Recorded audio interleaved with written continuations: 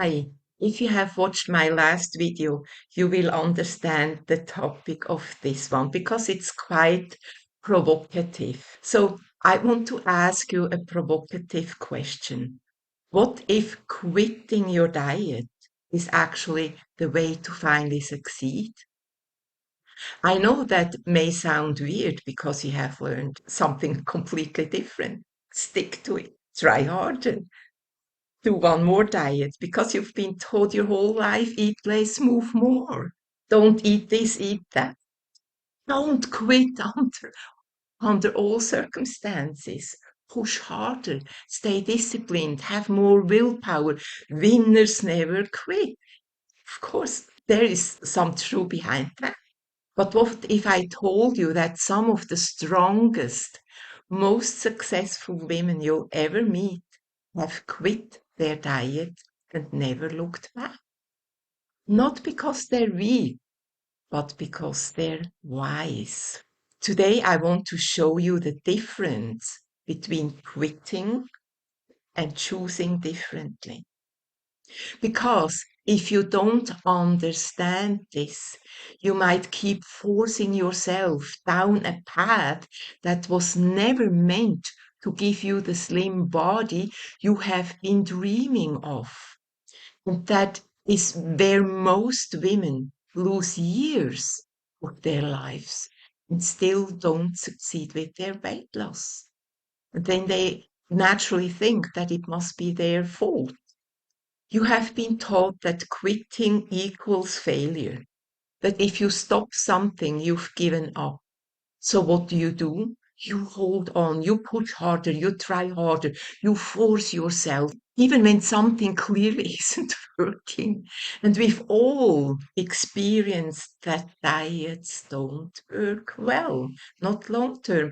Yet most of us keep trying and trying harder because they firmly believe that it's all their fault, especially when it comes to weight loss. Holding on versus quitting can be very helpful for certain goals where we automatically adhere to the laws of nature. For example, we already know that learning a new skill, like a new language, takes time. And for that purpose, discipline and some willpower can be very, very helpful. Problem begins when something doesn't adhere to the laws of nature, like diets.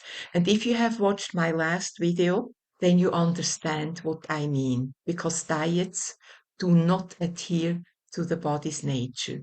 You have learned to follow through no matter what. So you try a diet, it works for a while. And you take this as proof that it works.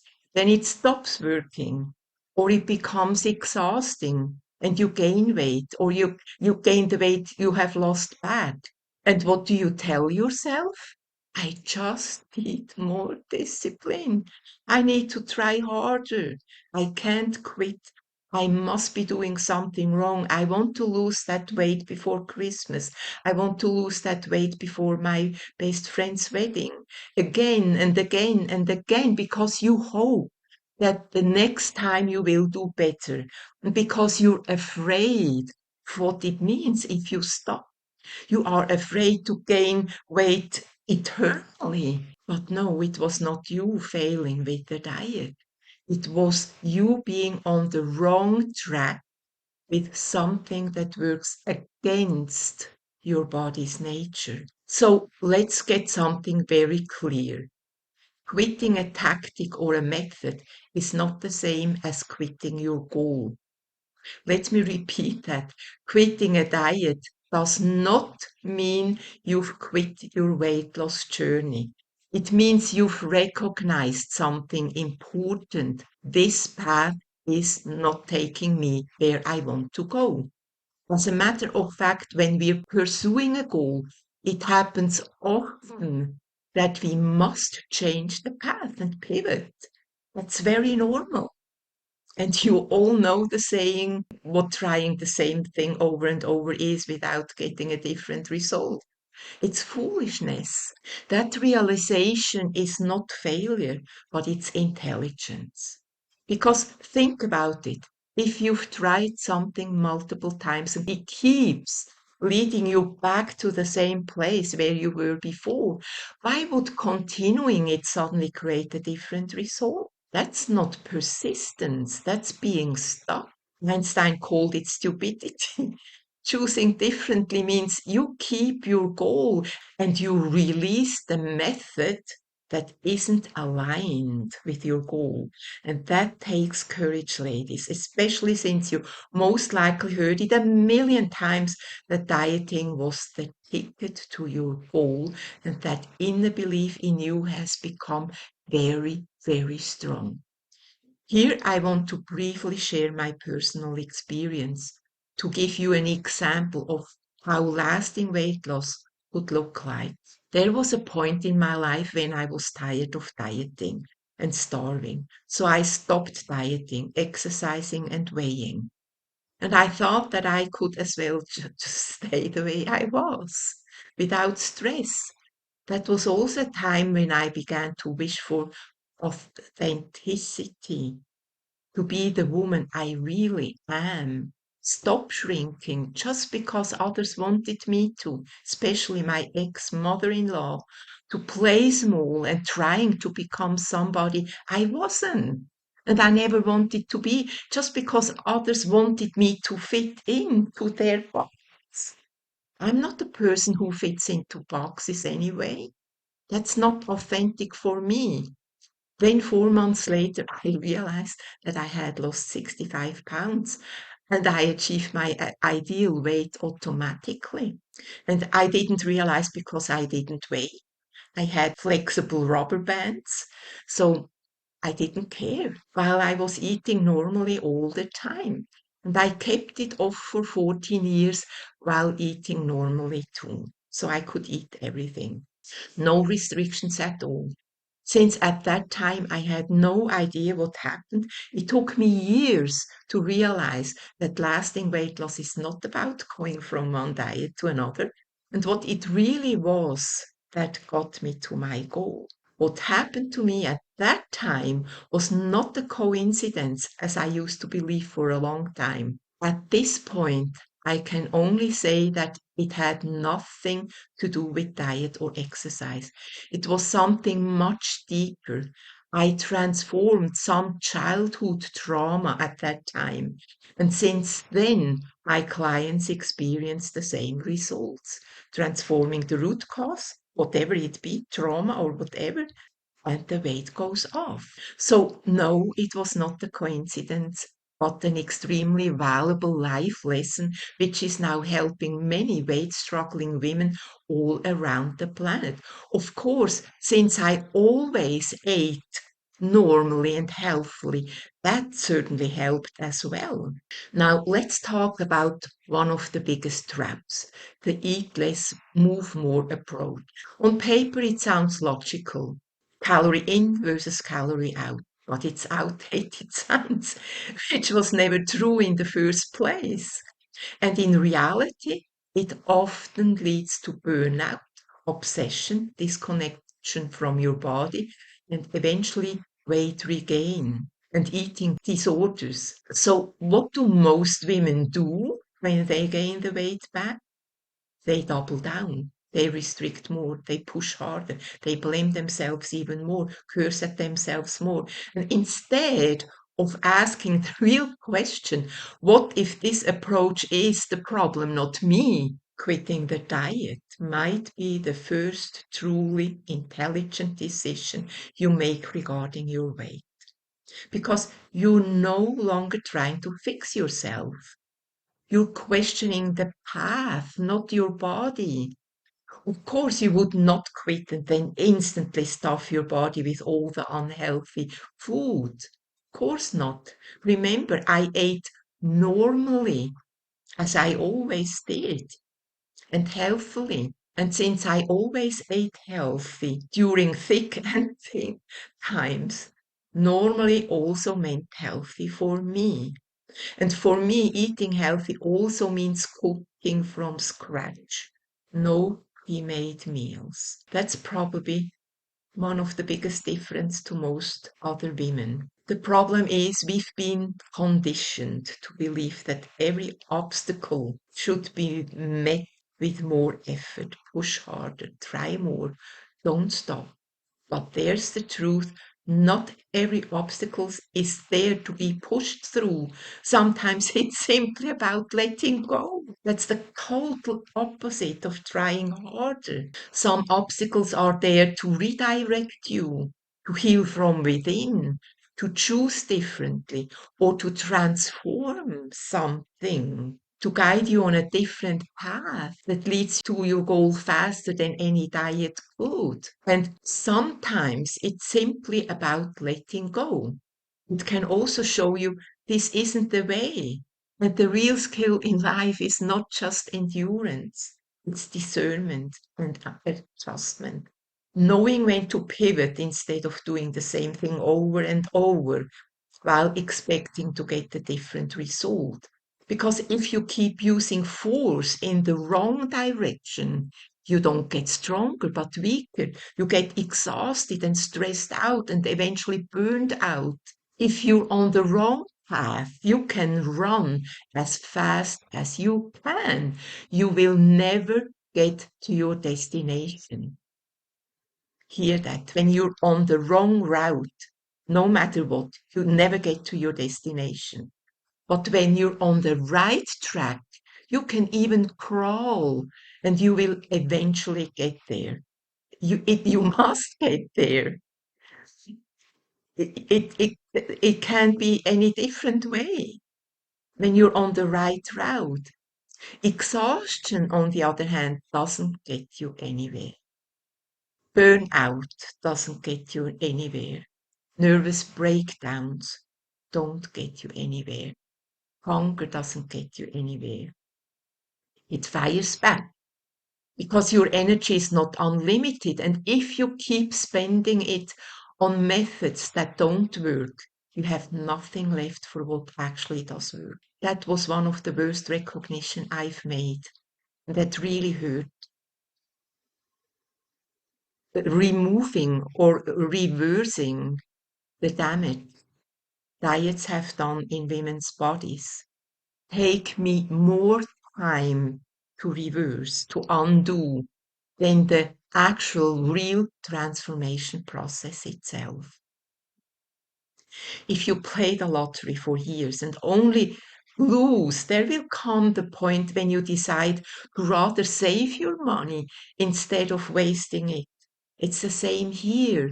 You, instead of forcing yourself to stay on a path that drains you, what if you chose differently? What if you said, I'm no longer investing my energy in something that keeps failing me? And instead, you redirect your energy toward understanding your body, creating safety, building trust, and finding a sustainable way forward. Because healthy and lasting weight loss does not come from force, never. It comes from alignment, from taking care of the root cause, and from releasing, from letting go. For me and for my clients, the very first step after quitting with dieting was to find and transform the real root causes, which have most of the times nothing to do with diet. So why do you keep getting stuck? Here is something most people don't realize. If you keep pushing on a path that hasn't worked before, you're not just repeating the same action. You're blocking yourself from discovering better answers. And even worse, failing becomes a new habit.